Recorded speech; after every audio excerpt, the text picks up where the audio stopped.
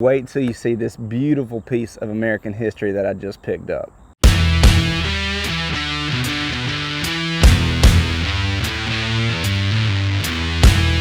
Alright guys, for months now I've had some gun money burning a hole in my pocket, just waiting to find that perfect gun.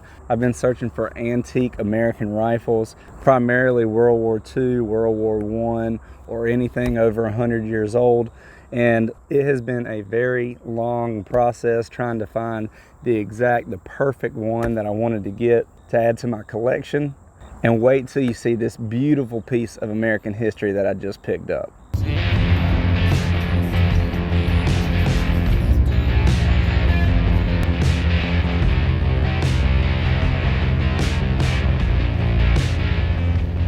How's it going, guys? Welcome back to the Pilot Patriot channel. Now we are in Sevierville, Tennessee. We're here on a work trip for my wife, and just so happens that Sevierville is one of the homes of Bud's Gun Shop. So on the way in, we saw a bunch of different gun stores, a bunch of different antique stores, and just so happens I'm in the mood to buy an antique gun. I'm looking for something World War II or older, preferably American.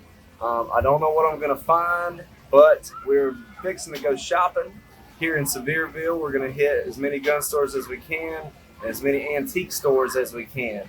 So let's go for a ride.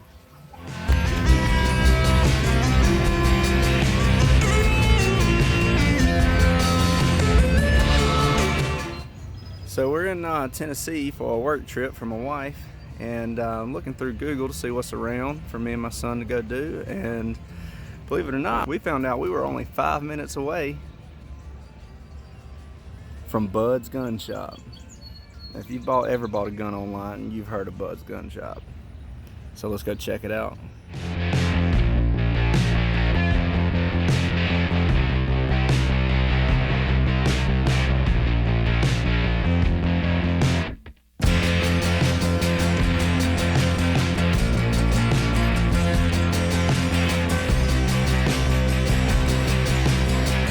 Alright guys, my honest impressions of Bud's Gun Shop.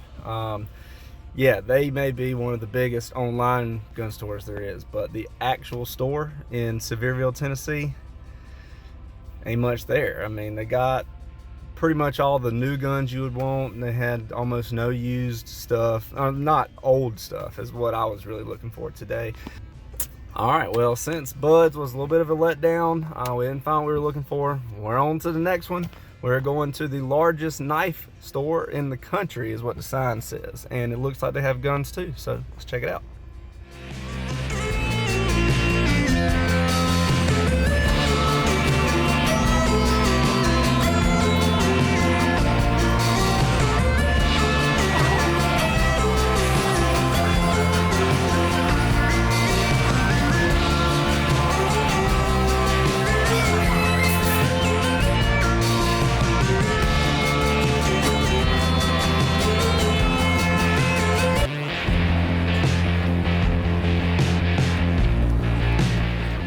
Well, that place was really cool. I guarantee they had millions of knives in there. Every brand and type you could think of, swords and everything. That was cool, but it wasn't really what I was looking for. They did have a nice gun section, though. All the new stuff and obviously a lot more used stuff. They had an M14 that was really cool. I took a look at. But still haven't found what I'm looking for. I'm looking for some old stuff. I'm looking for 1903 Springfield or M1 Garand or older, you know. I don't know. Maybe we'll find them at the antique stores. Let's keep going.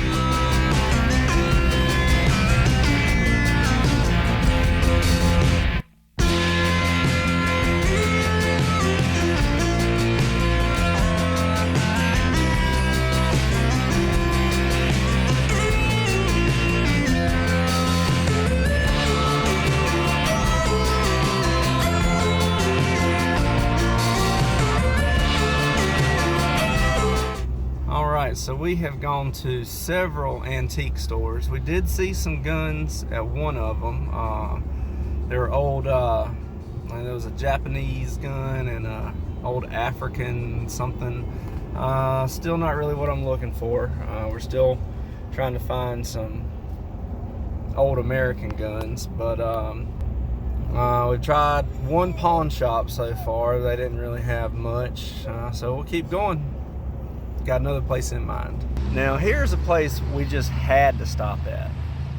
I saw the name of the place from the road and we had to pull in. That is J. Floyd's Golf and Guns. Now you have to respect a town that even sells guns at their golf store. So we're gonna kill two birds with one stone. Let's go check it out.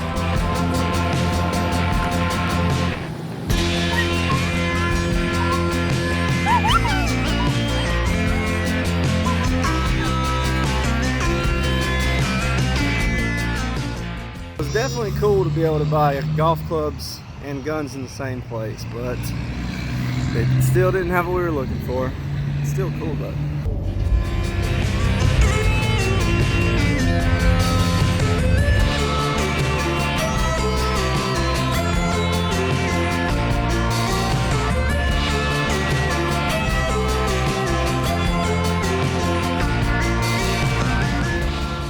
Now I don't want to call this a hole-in-the-wall gun store, but it is a smaller gun store, and I really like what they had in there. They had a lot of older guns. They had a Springfield 1873 Trap Door. Really interested in that. Had an Enfield, that was cool. So we might be coming back here. Old Rocky Top Armory. How's it going, guys? Welcome back to the Pilot Patriot channel. Today we are doing a little gun shopping. So I got a couple different opportunities today to find some cool guns. First, there is a military antique gun show today. I've been looking forward to that for a couple months now. Number two, and where I'm headed right now, it is 7 o'clock in the morning. I saw earlier this week on Facebook that there is a multi-family yard sale and gun estate sale today, close by my house, probably 10 minutes down the road. So we're definitely gonna go check that out. I like the way that sounds. But anyway, here's what I'm looking for. I'm looking for old stuff. I'm looking for older guns. So specifically M1 Garand, M1 Carbine, 1903 Springfield, 1873 Springfield, 1860 Springfield. So there's a lot of things I'm looking for. I'm hoping I can find something like that today. Stick with me, guys. I'll give you an update here in a little bit.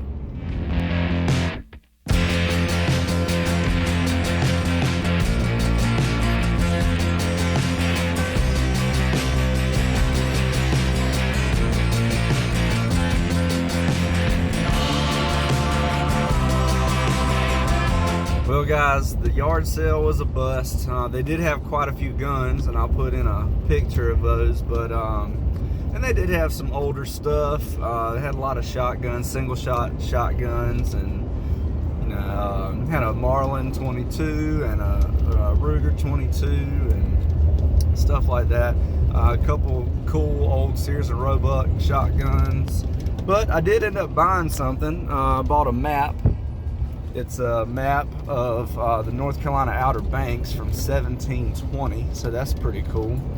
But anyway, we're gonna head to the military antique gun show, see what we can't find walking around there. Give you guys an update.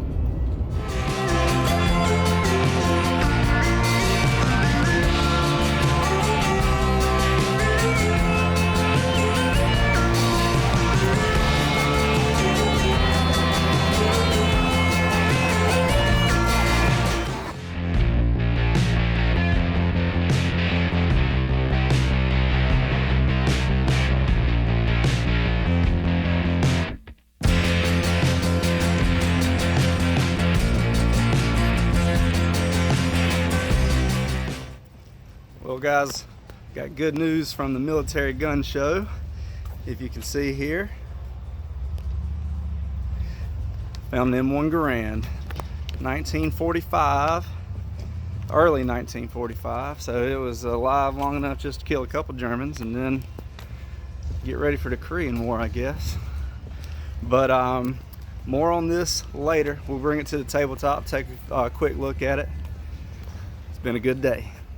All right, here it is, guys. The greatest battle implement ever devised. This is the U.S. rifle caliber 30 M1, or as you might know it, the M1 Garand. I have wanted one of these for years now. Like most of you, I do have a list of guns that I want, and it did take me a while to make the decision. I told my wife I was just going to go in there and walk around for about 30 minutes. Of course, it ended up being more like 2 hours before I made a decision. And for the past 5 years, the M1 Garand has been at the very top of my list, and I finally got one, and I cannot be more excited about it. I love old guns, I love history, and nothing quite says American history like the M1 Garand. Now, I will be doing a full detailed review of this rifle, all the stamps and cartouches and the history behind it, and how you can find out the history of your gun as well. So make sure you stay tuned for that video. If you do follow us on Patreon, you will see that video at least a week or two before everybody else here on YouTube. So make sure you're following us over on Patreon. But for now, we're just going to do a quick overview. This was the standard issued rifle for World War II and Korea. This gun was manufactured in early 1945. It does have mostly correct parts for 1945. The receiver and the barrel both match. All the other smaller components are correct for 1945. This is a Springfield model. They were the primary manufacturer of the M1 Garand. The only other company that made it during World War II was Winchester. And then for Korea, you also had International Harvester and Harrington and Richardson. But this is a true World War II M1 Garand. The only thing that is different is the stock. Most of these guns did go through a re-arsenal program at some point in their lifetime. As this gun got beat up after World War II, as you can imagine, one of the first things to get damaged on one of these guns would have been the stock. So after World War II, they would re-outfit some of them with parts from other guns or put new stocks on them or something like that. Same thing is true for during Korea and after Korea. A lot of M1 Garands have a lot of mixed match parts and everything, and luckily this one does not. It's mostly all correct 1945. That all appears to be all original components other than the stock, which I believe to be a Korean War era stock, but it definitely does still have plenty of wear on it. This thing definitely saw some battlefield use. It's got several dents and dings and scratches and things like that, and that's really what I wanted. You can find CMP rebuilds and things like that, or people will refinish these stocks, put brand new manufacturer stocks on there, and that's just not what I want. I wanted a gun that looks like it was picked up off the battlefield, and that is what I got. This is just a beast of a rifle. This thing is 10 pounds of solid American-made steel and walnut, and just holding this thing in your hands, you just feel the heft and the power and just the sturdiness of this rifle. Like I said at the beginning, General Patton said this was the greatest battle implement ever devised, and he was right, especially for the time period. It does shoot an 8-round in-block clip of 30-06, and you can imagine the hitting power of this versus today's tiny 5.56 ammo. Famous for that ping that you hear every time it ejects after you shoot the last round. Like I said, I will be doing an in-depth review of this thing. We'll shoot it on video so you guys can see it. But this is just a beautiful gun. All correct parts. It has the DOD stamp here on the stock. And I just couldn't have asked for a better rifle. Can't tell you how excited I am to have this thing, and I can't wait to shoot it. So make sure you guys stay tuned for that next video, a full tabletop and range review of the 1945 Springfield M1 Garand. Now, if you haven't done it yet, make sure you hit that subscribe button down below and give us a thumbs up. Make sure you stay tuned for the review of this gun. Thanks for watching, guys. Please like, share, and subscribe. We'll see you next time.